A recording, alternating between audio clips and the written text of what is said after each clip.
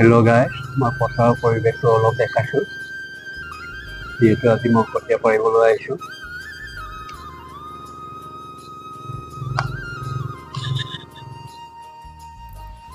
ট্ৰেক্টৰে হাল বাই আছে। ট্ৰেক্টৰে হাল বোৱাৰ পাছত কিছুমান কাম থাকে, এই কামবোৰ কৰাৰ পাছতে কঠীয়াটো উচিব পৰা যায়।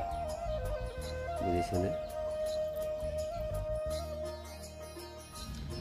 যিহেতু আমাৰ ঘৰৰ পৰা পথাৰলৈ যথেষ্ট দূৰ, সেইটো কাৰণে বেটেৰী ৰিক্সাত আনিবলগীয়া হয়। গৰমকো নেওচি কেনেকৈ কাম কৰি আছে, কামটো কৰিবই লাগিব।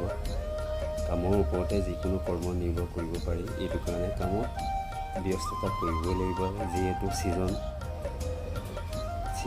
কাম কৰিব লাগিব, যিটো ছিজনত তেনেকৈ কাম কৰিব। ময়ো কম বকতৰ মানুহ নহয়, কাম দেখিলে কাম কৰিবলৈ মন যায়। আৰু যিহেতু মোৰ নিজৰ কাম যে সেইটো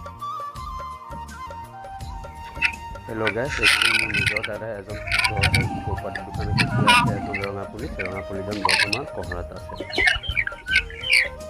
কৃষ্ণ কাৰোবাক যদি মেচিনৰ প্ৰয়োজন হয়, তেতিয়া মানে এই কণ্টেক্ট নাম্বাৰত মানে ফোন কৰিব, মেচিন পাই যাব। কৰিবই লাগিব।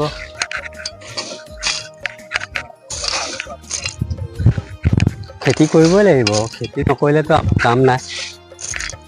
খেতিৰ ওপৰতে আমাৰ নিৰ্ভৰ যিকোনো কৰ্ম।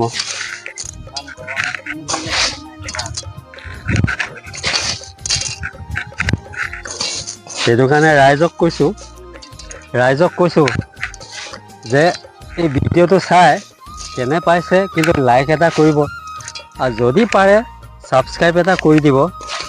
যদি বেয়া পাইছে কৰিব নালাগে।